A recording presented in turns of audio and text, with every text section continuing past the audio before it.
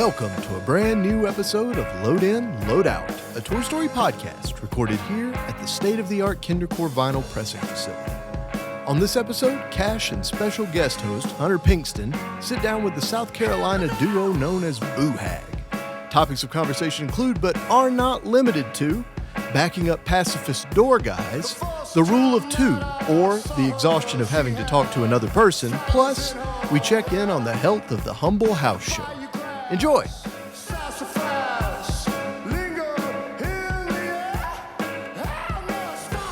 All right. Well, I'm Cash. I'm Hunter. And this is Load In. And Load Out. Yeah, he did it right. Cool. Yeah. So Ryan's not with us today. He had a medical emergency. But we got Hunter filling in. Hunter Pinkston. That's me. Yeah. And we're here with Boo Hag. You guys want to introduce yourselves and to the world? Yep, my name is Saul Seibert, and I sing and play guitar for Boo Hag. I'm Scotty Tempo, and I play the drums and yell in the background and do all that fun stuff. Yeah, and you guys had your 7-inch pressed here. Absolutely. Yeah, that was a fun one to press. It was a really awesome experience for us working with Kindercore, and it was our first experience pressing vinyl, and so the whole experience was just absolutely fantastic. Yeah, you guys are You guys obviously were awesome. You let us come in and tour the place. Yeah. We're like kids in a candy shop. absolutely just nerding out on everything, really. Did you design the center label? Our buddy Tommy Bishop, who lives in Seattle now, he did that. He was a college roommate of mine. Well, we met in college and then lived together after college. Oh, cool. But he's done all the artwork for all of our albums, and he's doing the one for the new 45 that you guys are working on Awesome. right now. He did. Yeah, that I one really as like well. the center label. Did you guys put it in a sleeve, or is it just being sold in the white paper sleeve? We're just doing the white paper sleeve. Some of the record stores have put them in the clear Yeah. plastic around Poly- it. Little poly too. bags or Yeah. whatever. Yeah. I mean, the center label is cool enough that I think that catches your Yeah, eye. we Yeah, started holds its own. looking at it, and we were coming up with ideas for a cover, and they were just kind of dumb ideas, and then, the more I'm looking through my record collection, I'm like, oh man, all my old 45s are just White paper sleeve, there's yeah. white paper sleeve and no cover. I'm like, why are we wasting Yeah. time on this? We have a cool, Yeah. label Totally. on it. Yeah.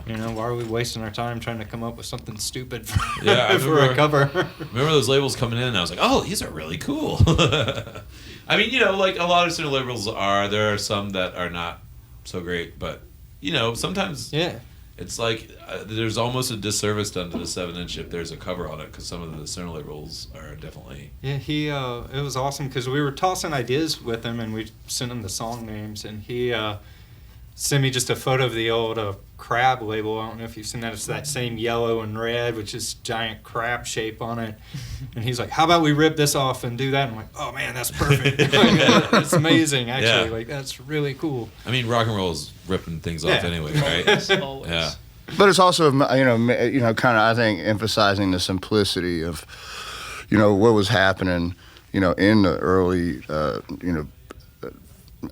vinyl Yeah. expressions. If you go back and you look at the early blues, 7 inches and stuff that was coming out of Memphis and the Delta and stuff like that, that there was very simple artwork on Yeah. it and very minimal bells and whistles. And, Right. and they're beautiful to look at, and I think those designs are tried and true and classic, and so I 100% agree with you. I guess you could throw tribal on it if you want. So how'd you guys start playing together? I'd recently transplanted to Columbia, South Carolina, and My favorite bar in the world is in Columbia. yeah, The Wig. the Wig, yeah, Yeah. absolutely. I think we talked about that last time. Absolutely, it's the hometown bar. It's the jam, and it was funny. Actually, Will Green recommended Yeah, one Scott of the Tempo. owners of the Wig. Oh, okay, Yeah. cool. Yeah. Recommended Scott Tempo to me, and then a couple other people did, and we had a mutual friend named Joe Buck Roberts who was playing for Debbie and the Skanks, and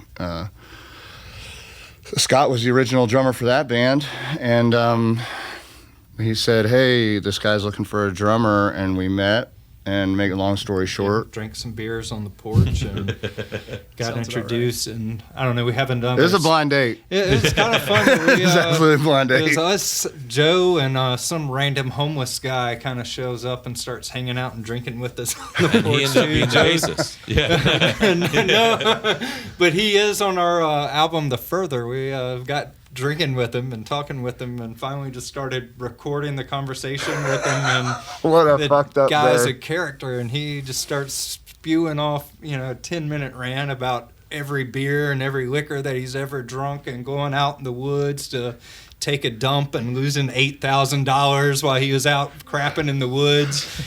Because supposedly he was was it pool or what did he? Yeah, pool shark I knew he was or gambling or on something, and he would make all this money, Was $4,000 or $5,000 every night. Was his name Minnesota Fats? Was it? No.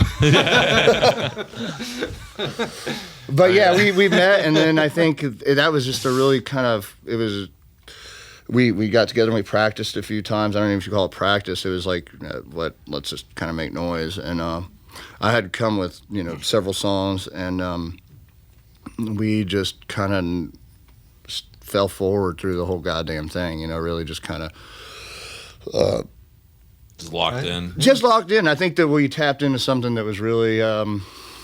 we both have our own influences and come from our own perspectives musically, but there was so much initial common ground on the approach to how we did music, a very simple, primal, straightforward approach to rock and roll. It's hard to find people like that. I mean, I've been in situations like that where I've been in bands with a group of people that just locked in, and it's like you can't predict who it's going to be with, and you can't really manufacture that. But when it happens, I feel like you can tell.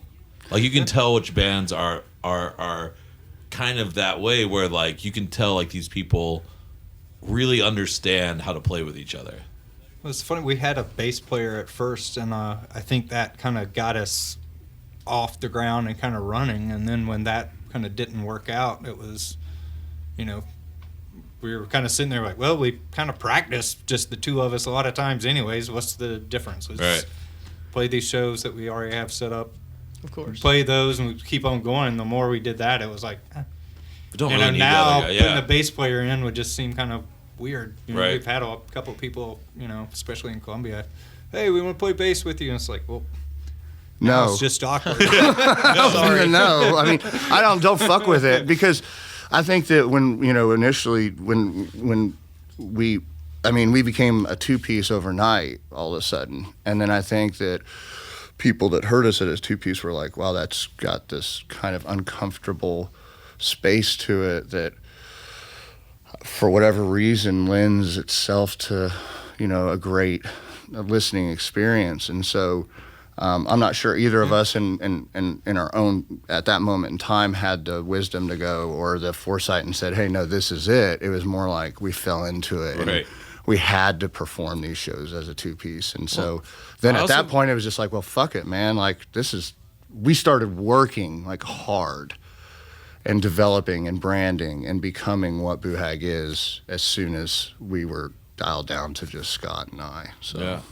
Well, I mean, I definitely, from the 7-inch at least, you can feel the space kind of creates this kind of haunting kind of a sound. Like, there's something I could definitely say about those songs is they're very haunting in a way that, like, I don't know, like, I love Nick Cave and the Bad Seeds. Like, the way that Nick Cave and the Bad Seeds sometimes is very kind of haunting.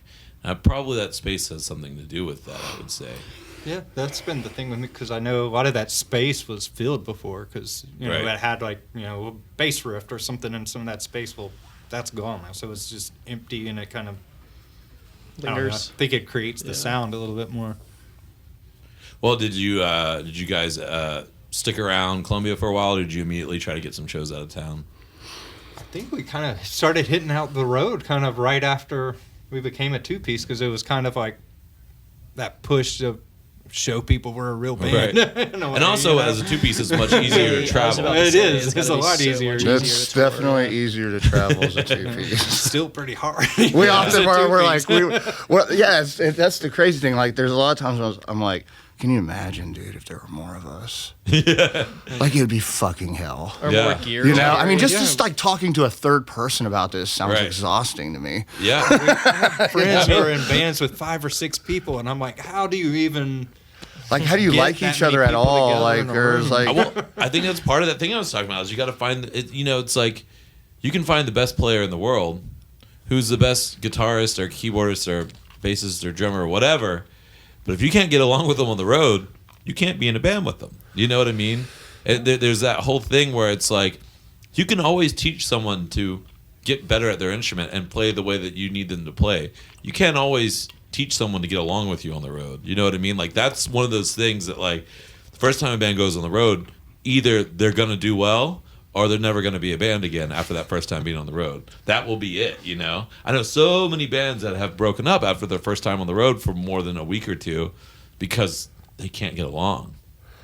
that's not been our experience. But I mean, I think, have a slightly philosophical difference in the approach on why we go on the road and why we play. I mean, we're not just going on the road to play music live to people. I mean, there's an existential aspect to what we do. Our live shows are experiences to be Right. had. And so that dimension of what the music is becomes like paramount to us. If it just becomes about booking the club and playing the show, well then, yeah, I understand why you're breaking up. Right. I understand. I mean, you stick 6 people in a room playing together for 3 months, somebody's lying because there's somebody in that room that everybody hates. You know? Yeah. So, like with us, I think it's more of like, when we step on stage, it's like we are entering into this experience and this bigger picture Sure. of just collecting money at the end of the night at a show. Well, and when it comes to money, I mean, $30 split up between 6 people isn't much. $30 split 2 ways, you can at least eat a meal. You know what I mean? Yeah, sometimes.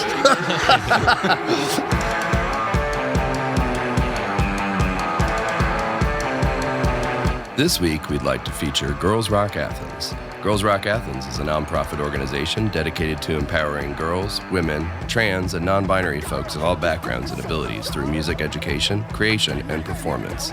They provide leadership opportunities, build self-esteem, and provide people of marginalized genders with a safe place to express themselves. Go to girlsrockathensga.org to learn more, donate, or volunteer.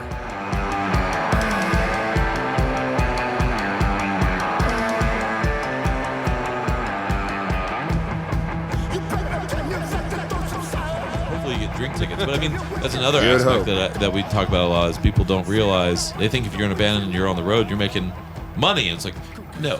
Half the time you're not making any money, and the other half the time you're making Probably 30 or 40 losing bucks. money. Right? Yeah, you're By lucky the if you time break you- even, really. Like, I Yeah. mean, if you get back home and you're like, okay, everything that we spent has been replaced, Right. then you're like, you're doing okay. Right. And especially in this highly competitive, saturated market. Sure. I mean, I'm sure you were you ever in bands before this? Yeah, I played in a lot of different bands. So you probably understand what it was like back before it was this saturated. It was a little easier to play and get money, but now, in many ways, I think that the internet has made the music industry better because, you can be any band, whatever, and people can hear your music across the world. Yeah. You couldn't do that before. So it's better in that sense, but it's also made, specifically touring, is a much more crowded field now. Yeah, that's the hardest thing, man, especially finding bands you want to play with in a town you've never been to. Right. Just going on to Bandcamp or whatever website and just searching for bands in that town. And there's a ton of them. There's a ton of them, and most of them suck. Right, yeah. And it's horrible to say, but we'll listen through music of people, and it's just like, oh my God, I hope people don't put in Columbia, South Carolina, and hear our stuff and think what I'm thinking right now about other people, because it's awful, man. Well, because I think kind of what he's touching on. I think the music culture is saturated, and so like if you think of it as like a volume, use a Spinal Tap analogy, is like if you think of it as like a volume 1 to 10, Right. From 1 to 3, the market is just flooded with a million motherfucking bands out there.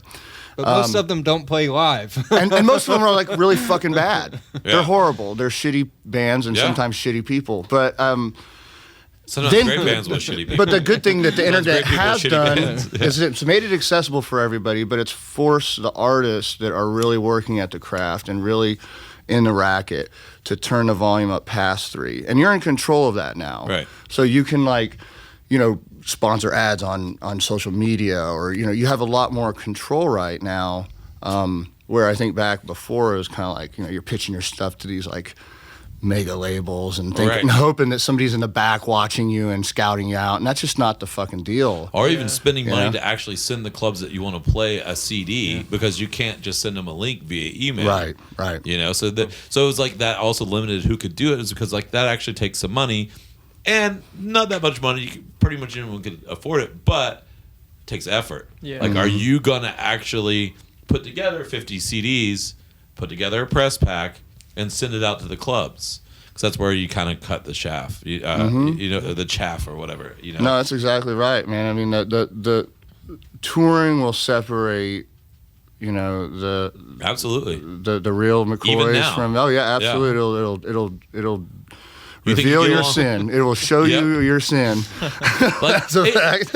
it's one thing to even have a roommate, like that you live with, and you can kind of separate from them and go to your room or whatever. Right. You think you know someone well until you get on the road with them. Lord You Christ. never I've got know to sit someone. next to this guy for 8 hours at least tomorrow in the car. Right? Well, you never. It doesn't matter how much you know someone or how well you know them or how much you think you know their habits. You don't know their habits until you're in a tin can with them. And Yeah, because 3 I other never people. stop talking like the whole time he's driving. I just I'll read books out loud to him. I don't do anything. It's like, we were kind of talking about, tour stories. It's like we literally get in a truck and it's quiet for 8 hours. That's great. Like I see all these other band videos of these like bands like in the vans like going crazy, having Cheetos fights and like doing all this crazy, and we're like, let's go, fuck man, Well, 8 hours. Let's be honest. They're doing that for about 5 seconds while they're filming the Instagram Yeah, video. right. They're- And then the it's a rest of the time highlight. they're sitting there reading the book. Going, I hate you. I fucking hate that guy in back there. I mean, 90% of being in a band is sitting there waiting, Absolutely. Especially on the road, you're just sitting in a car waiting until you get to the next place, And waiting until you for play. them to Waiting open. until Waiting you for them to play, open. watching other bands. watch yeah. the other band, then you play for 30 minutes. Then the other 24 hours of the day, you're waiting for the next 30 minutes that you play, which might be tomorrow, might be 2 days from now. Yeah. So, I mean, that's what I mean is like that really can define not only like a band, but like your friendship within that band. It can either make you closer. Like some of the people I've been on the road with, I can't imagine ever getting married to someone and being as close to them as I am with some of these people. Just because, I mean, like being on the road for 2 months. Experience. Yeah. you know. But then it can also make you really fucking hate someone. So be glad that you guys have found each other that you can do that with. I don't know if Scott feels that way. Yeah. Ask me tomorrow. Have you guys ever Or been in a Sunday. situation when you're on the road that was kind of like, how the fuck did I get myself into this? Like stayed with Like someone with weird or We haven't really stayed with that many weird people, I don't think. Most of we were trying to network from people, the pockets, and stuff like that. But I mean, we've definitely had a few experiences where we were like, oh fuck, we need to get out of here. elaborate. I can think of one in Charlotte right now. There was a I don't know, should I say this? Yeah, you Yeah, can say there was that. an incident Don't use where the club. I'm not going to use a club name now, but we finished playing, had a pretty good night, and we're walking out of the door, and the door guy's pretty huge dude. He can definitely take care of that door. He, Right. he's a pretty big guy, and he's sitting there talking to this dude who's a real skinny guy, and he's, hey man, they kicked you out. You can't come in. The guy keeps walking by him, and he goes, hey, they kicked you out. You can't go back in. And he says it a third time. And at that time, the guy's walking right by Saul. Saul looks at him and goes, he told you not to come in. And just clocked him. Just clocked the guy, and he hits the ground.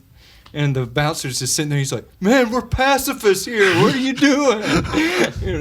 So we're like, "Yeah, our stuff's already packed up. Let's get out of here." They invited us back. Yeah, they invited us back the next day. They were like, "That was awesome. You guys come back." We didn't want to see you get arrested. Well, if you're pacifist, then why even have a door guy at that point, right? It was ridiculous. Everything about it was ridiculous. Right. Yeah. The guy deserved it, man. He had a man bun. He had a man bun. He was definitely like, I don't know, first night out on the town or whatever. But I think he had been harassing some woman and spilt.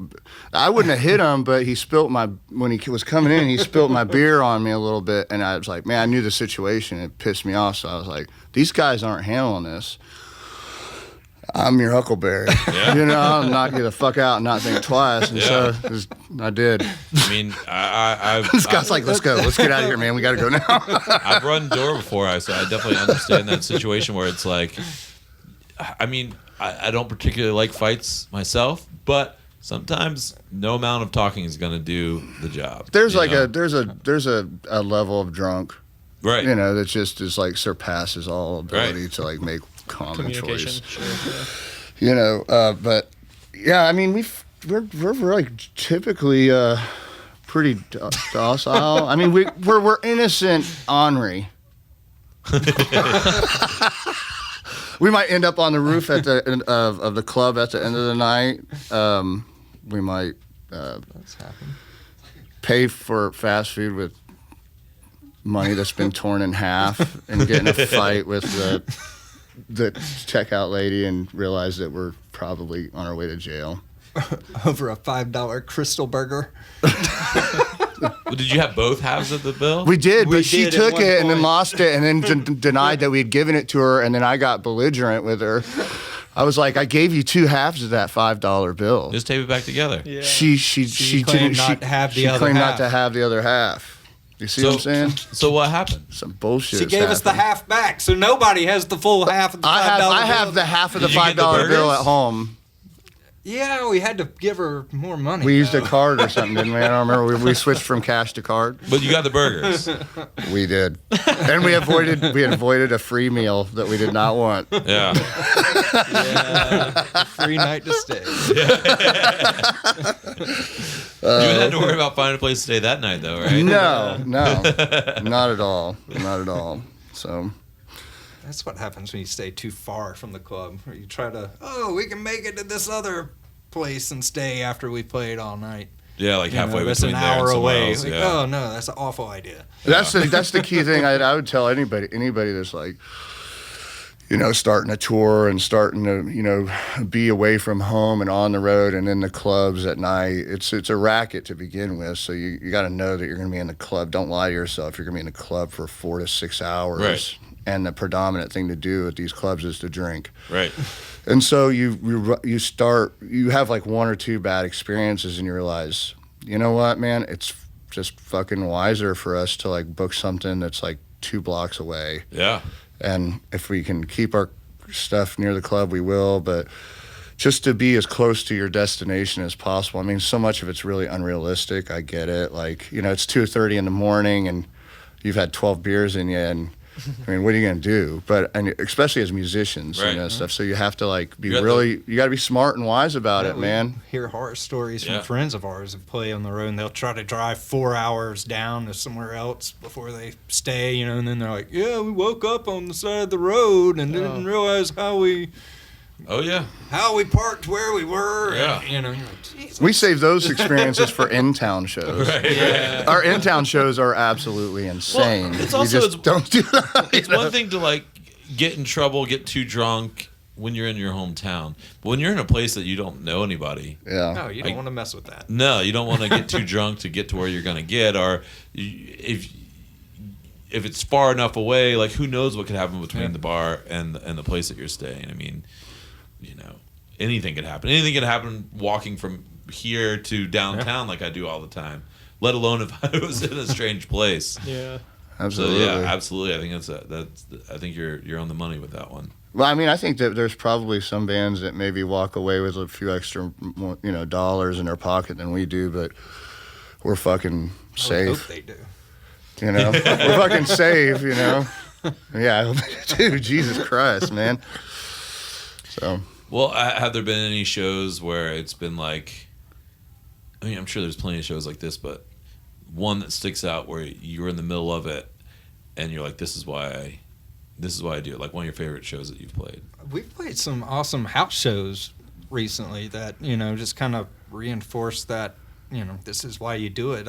We played a place called Videodome in Columbia that's shut down now, but, it's awesome. You're just packed in a tiny room with, 100 or so people, and, you're starting to feel the floor buckle as people dance or jump, and, it just kind of makes you be like, man, yeah, this is why you can play rock and roll. That's why you want to be crammed into a sweaty room with a bunch of people who are excited about music. Those are, I think, mutually our favorite shows. They're not the best paying, obviously, at all. But I mean, that it's true. Like we've played out 2 different house venues in the last 6 months. Awesome. Yeah.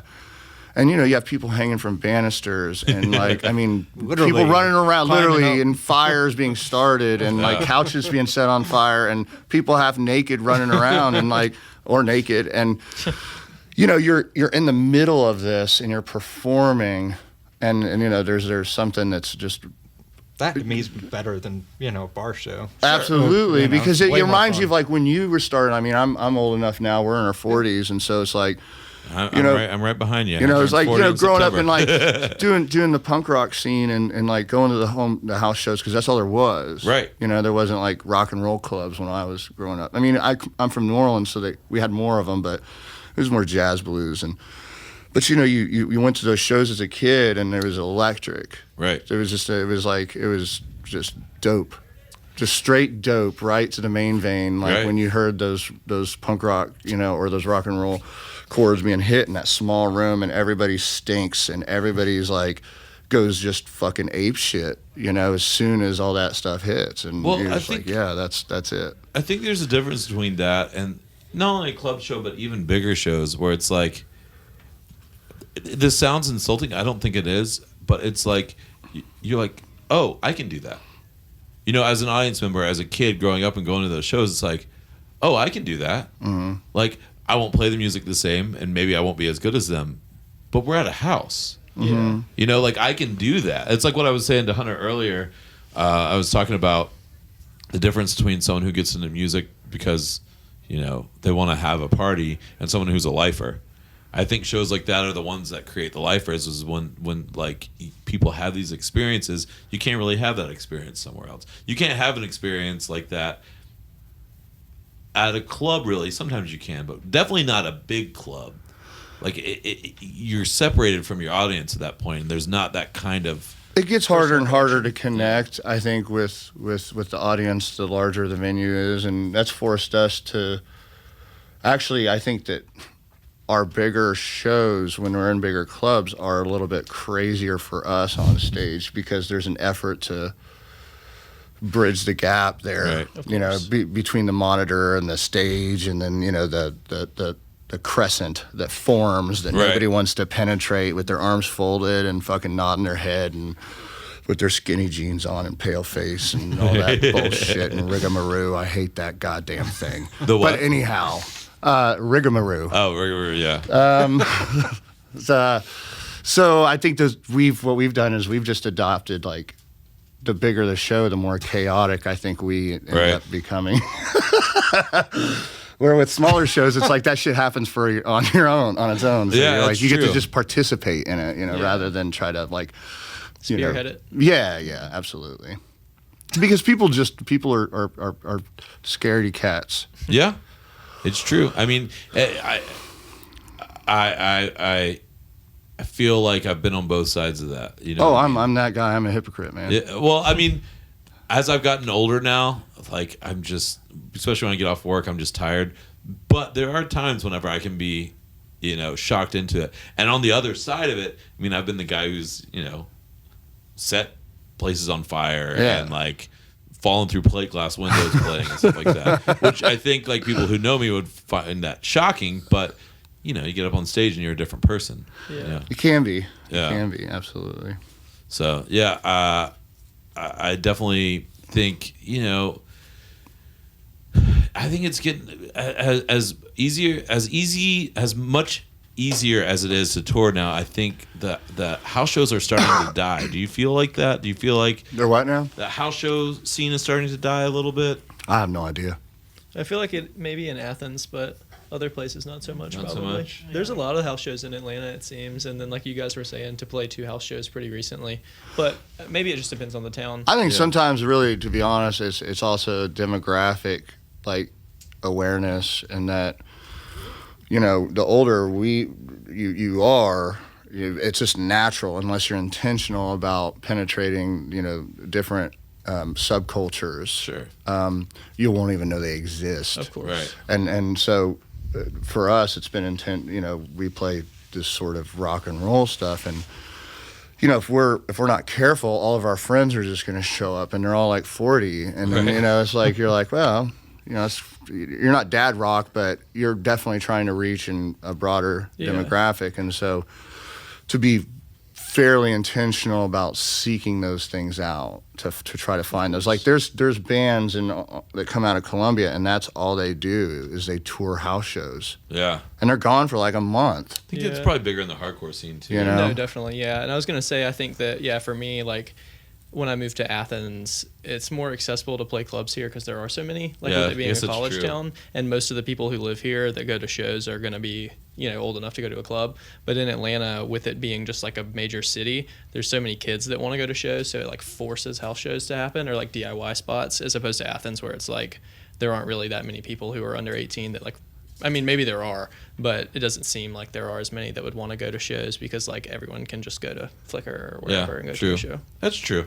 And plus, I mean, my head's been buried in the sand the last year being at this place, so who knows? I mean, we're surprised all the time. One rule we've learned is that there's no rules. Yeah, sure. I mean, some of the shows that we thought were just going to be fucking horrible ended up being amazing, and then shows that you thought were going to be amazing ended up being fucking horrible. Right, yeah. It's like...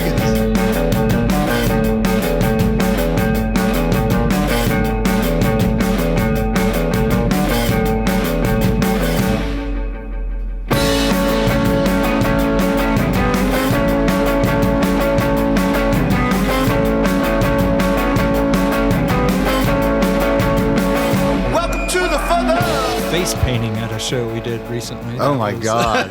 That is the weirdest show we've ever played, probably. Like someone out there doing face painting? Yeah. Well, it was like a festival. You guys dressed up we as were Kiss? like laughing. We were like, "Oh, face painting, Boo Hag," and they showed what was the Sandlot movie. We were just like, "What is going on with this place? Why are we playing this festival?" The simulation is glitchy. They obviously did not listen to us prior. Right. We show up and we had played. Maybe they did. I don't know. We had played Charleston the night prior. We showed up kind of hungover. I know I was hungover, and it was right smack dab in the middle of the day outside. And the promoter walks up and is like, "Man, glad to have Boo Hag here. It's great to see you guys. Where's the rest of the band?" And I mean, I remember looking at Scott and being like, "Told you, told you, man." It's like they had no fucking clue. And there's like this beautiful, nice couple playing Radiohead covers on ukuleles and fiddles or whatever, and Crybaby Pee Pants music kind of stuff, And so I'm like, we're playing, after this, and we get up and we play, and it was so weird because this was like soccer mom, kind of like Stepford wife culture, whereas like just all the dads were wearing like Khakis. penny loafers and whatever, I don't know what the fuck, and but they all like stood and watched. But there was face painting and like children. There was and children. So did you look out and see this sea of people with like, pink balloons painted on their face? Oh yeah, I remember I was like, we're Boo Hag. We don't know why we're here, but you might want to take your children and go play in the river right now, sort of thing. And then we played, and did they buy a bunch of stuff? no. Of course, You never know. Absolutely You never not. know what situation. I almost got arrested that day too. So, but it was interesting. It was, sometimes it's. Do you have the text messages from Illinois?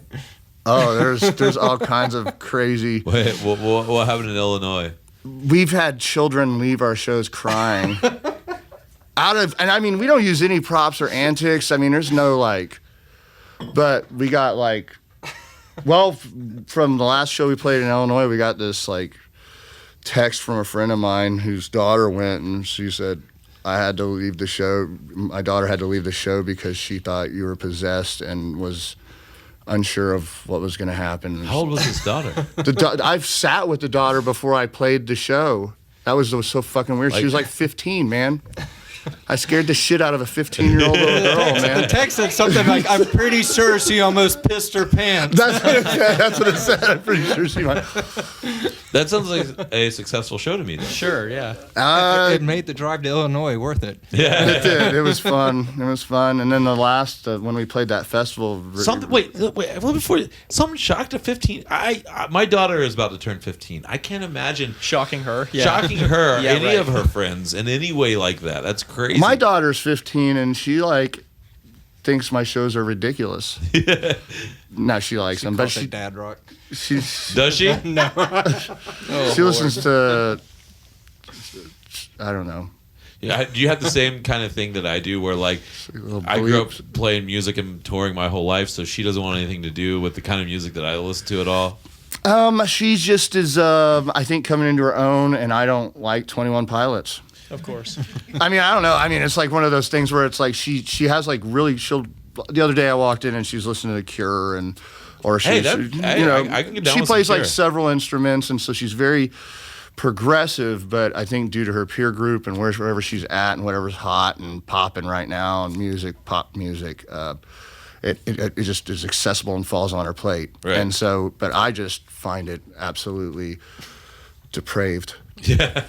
Well, at least she's playing instruments, man. My daughter started playing drums. She's actually pretty good, but then decided that's what Dad does. I don't want to do that. So Yeah. she's just now asked to get a ukulele, which I'm not crazy about ukuleles, but whatever. It's an instrument. You know what I mean? I know, man. The ukuleles are Hey, But she's not into 21 Pilots. She's into trap music, and no. she thinks Beyonce is God. Which I like Beyonce too. I like Don't get me wrong. 21 Savage. Yeah. Yeah. Sorry, I do. I got that shit in my car, man. I mean, he's cool. I don't particularly dislike all the music that she listens to, but it's different from what she used. It is definitely peer group, because she grew up, her favorite bands were Cat Power and Smog, and Neil Young and stuff like that I listen to. And They'll now, come back around. They come back around. we'll see. That's probably. She starts high school next week, so Buddy. yeah. I mean, some of the shit I listened to when I was young is atrocious. So Yeah, definitely. I mean, I think that I still mostly listen to everything. I think that I've never really. I mean, there was a time when I would have denied liking Nine Inch Nails, but I kind of like them again now. It's I can go back and listen to Downward Spiral, and I'm like, It's good. It's not that bad. Whereas for the past 20 years, I would say it's the worst shit ever. I had a horrible. How public is this podcast? You say whatever you It's want. on the internet. I had this horrible run-in with Trent Reznor, man, in a bar in New Orleans where I doubt Trent Reznor will hear. Well, I don't like to do that kind of stuff, but yeah, it was a confrontation. I was drunk and he tapped me and asked me to scoot over or some shit like that, and I was like, why don't you go fuck yourself? And the bartender at the time was like, it's all going back, just going back, and I was like, oh, fine, I'm going back. So I go back, smoke a cigarette. He leaves, and I come back out, and she's like, don't you know what you're talking to? I was like, oh, no. She's like, that's Trent Reznor. And I was like, who the fuck is Trent Reznor? I was like, is he new in town or some shit? She's That's like, so no, that's funny. 9 Inch Nails. I was like, the mayor? you got to be fucking kidding me. Are you serious? She's like, yeah, get your drunk ass out of here. That's so funny. You gotta be kidding me. Let me go find him again. Tell him again to go fuck himself. Not now. That guy's jacked, dude. The guy beat my ass now, man. I Is don't he know. all jacked now? He's got the muscles. I mean, he's I didn't know that. Well, I think he's sexy. Yeah. I mean, I'd fuck him, but once Once, never again. and never call him. And then you tell him to I go would fuck himself again. Yeah. No, the guy's like, I mean, he really is I can't believe we're sitting here talking about goddamn 9 Inch Nails. But he's talented he's obviously talented. Right. There's lots of work he's done is great. Can we change the subject? Yeah, sure.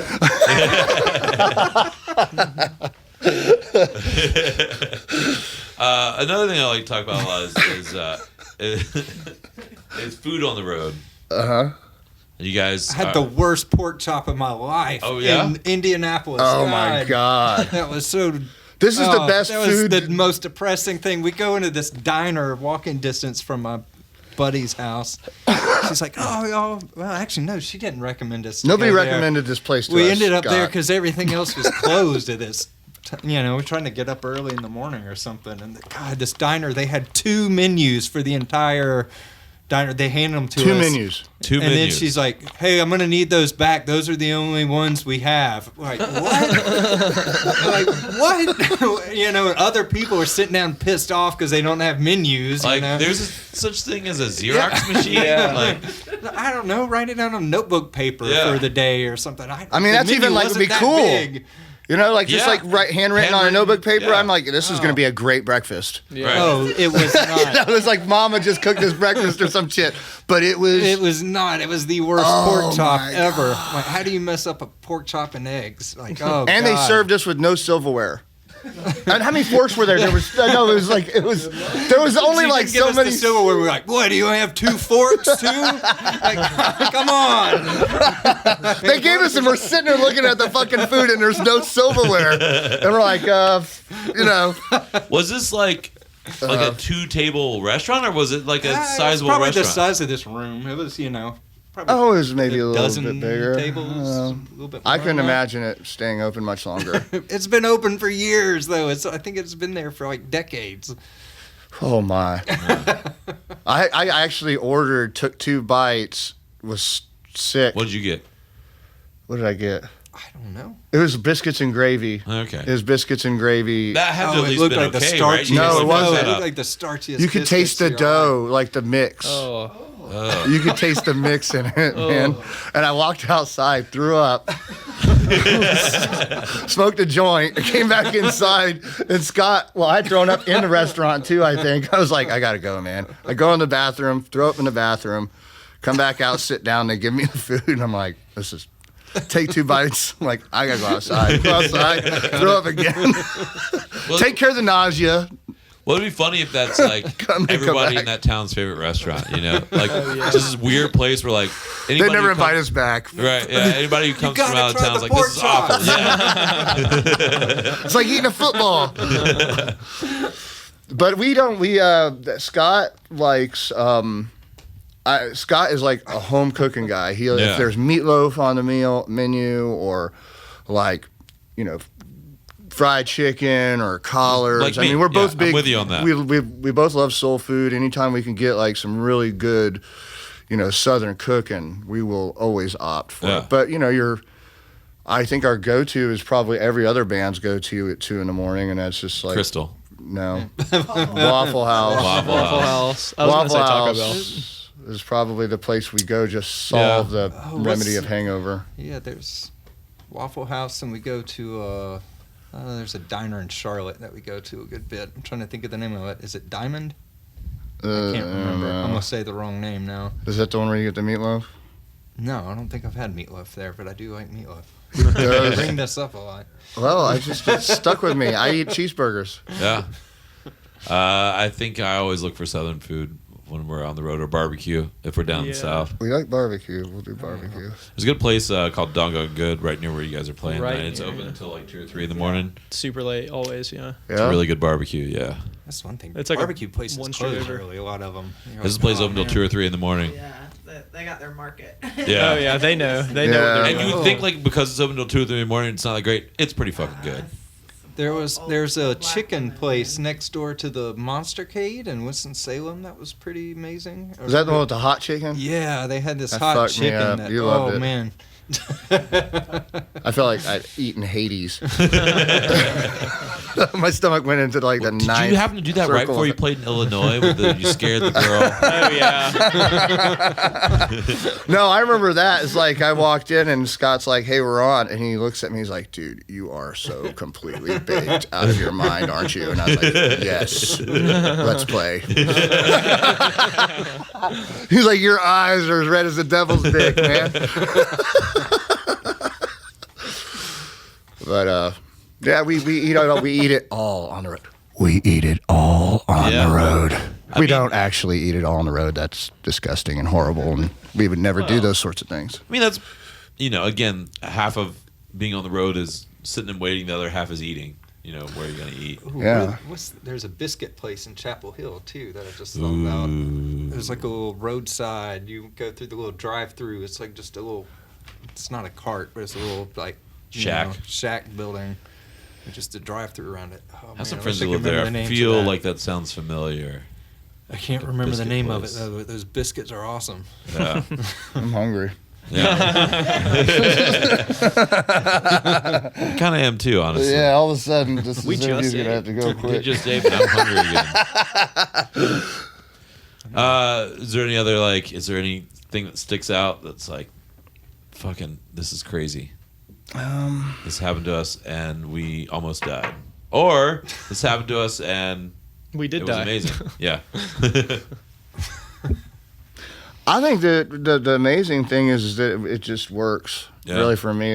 I mean, not to bring it back to a serious note, but I mean, I think that like the cool and exciting thing is to continue to operate with a sense of play. Right. With what we do. We are 100% business. As a band, we work as a business. Scott is great at managing most of our logistics and stuff like that.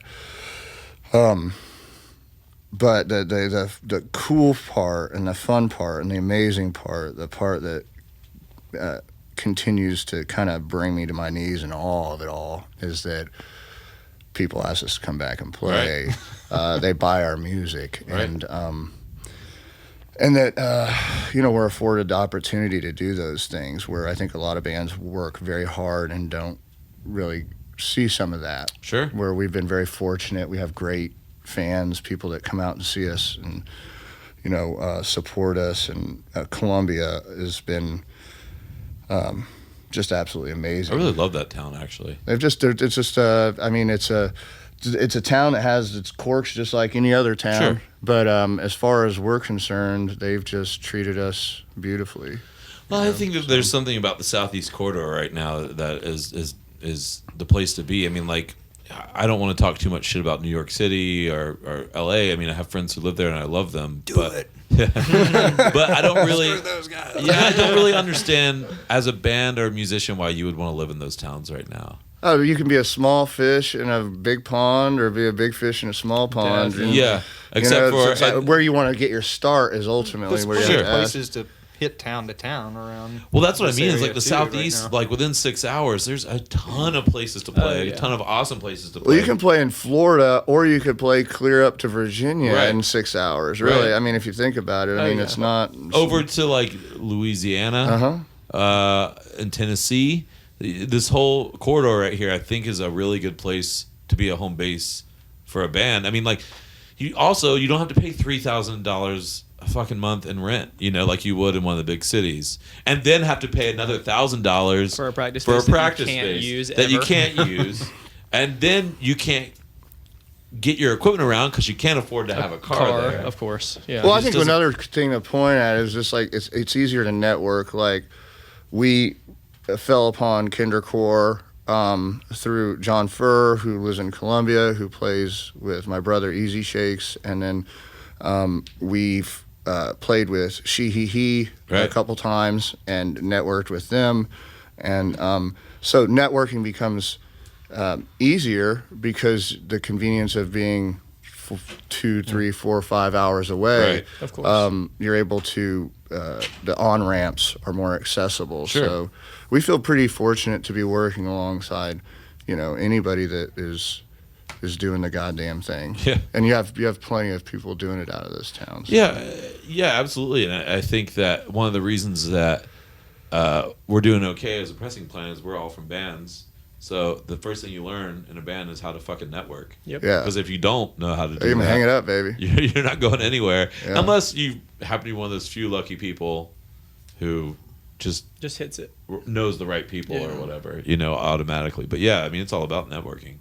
It's building relationships. And I mean, I think to just kind of bring it down to even like a sentimental level is that Boo Hag has really become just as much about promoting the arts and building the arts and building the art community where we live, and then tapping into the art community and culture in places that we don't live. Right. And rubbing shoulders. Because, I mean, ultimately, we all stand on the shoulders of giants. Right. The people have done it bigger and better than we have. Sure.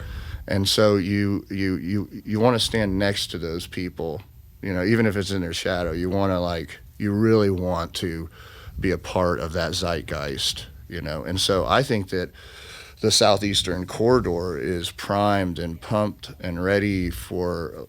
I always tell people, like, Seattle didn't just happen, man. L.A. in the 70s and New York in the 70s punk rock scenes, they didn't just happen. No. They happened by networking, DIY stuff, but there was this other higher commitment to the movement and to the scene. I hate using the word scene, but it is. It's what it is. Sure. And I so mean, things were different back then too. I mean, like Chelsea Hotel era, they were trading paintings for rent. Yeah. Whereas now you're going to pay $3,000 or $4,000 a month. Mm-hmm. What kind of artist can go in there at that point? Yeah.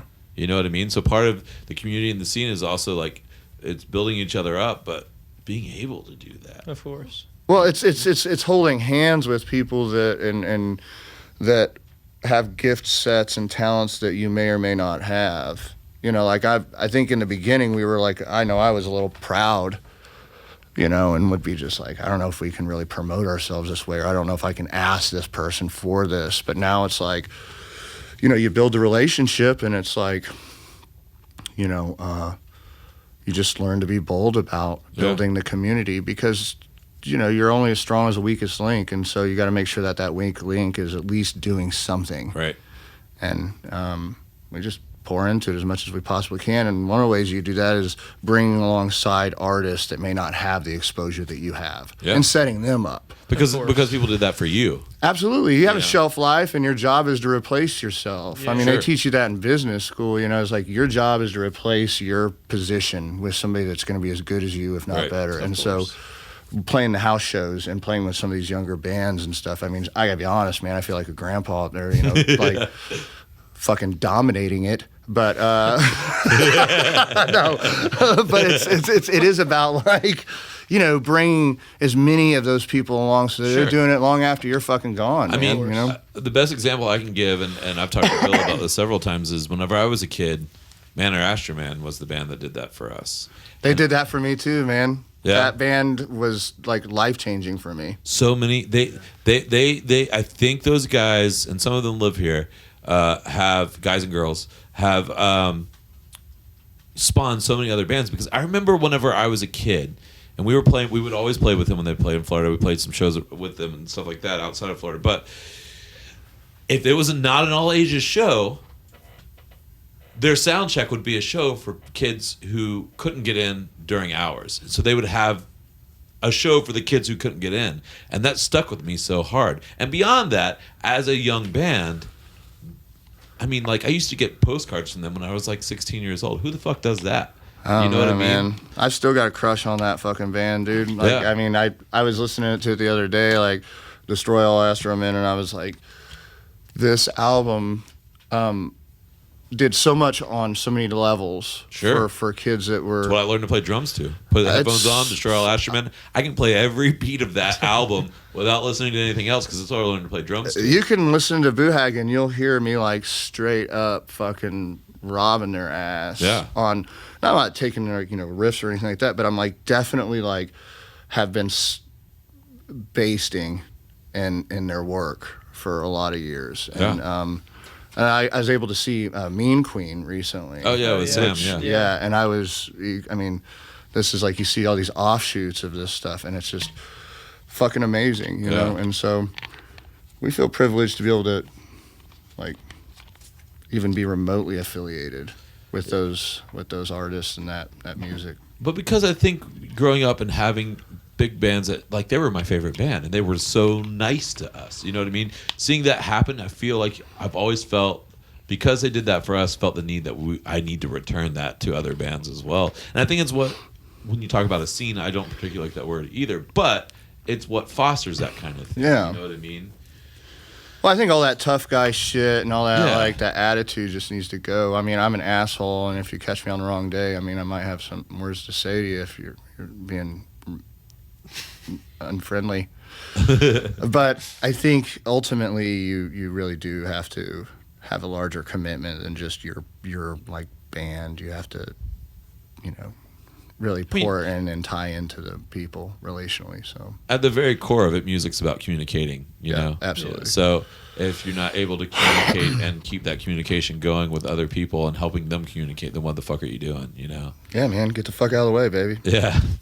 So anyway, I think we're about to wrap it up, but where, I know that you guys have a 7-inch. Where is there a place online that people can order the 7-inch? Yeah, we have it on our Bandcamp site, so it's boohag.bandcamp.com. Cool. And I think we're going to start putting that up online for us as well. So if anyone wants to go buy their 7-inch, they can go to kindercore.com/load-in-load-out. I believe that's what it is. We'll start doing show notes. Yeah, we're going to start doing show notes and link people to you guys where we can find you online and stuff like that. So everybody go out buy that 7-inch. It's a really good 7-inch. It's rocking. Super raw. Thank you. Thank you very much. People might think that I have to say that because y'all press it here. I mean it. Like, all of us here really like that 7-inch. Thank you.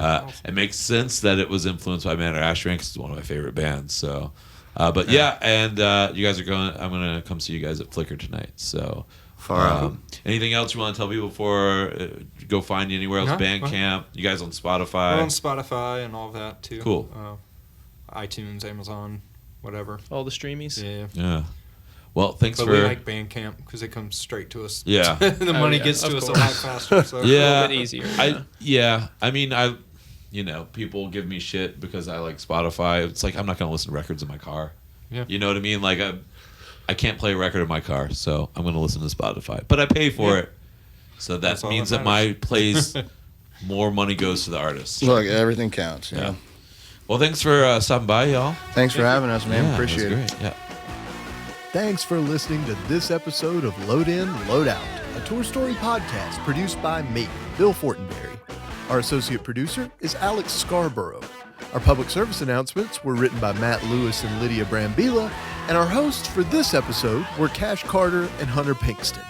Review and like Load In, Load Out on iTunes, and check out the show notes at kindercore.com to find links to our guests' music. Thanks for listening, and we'll see you back here next time.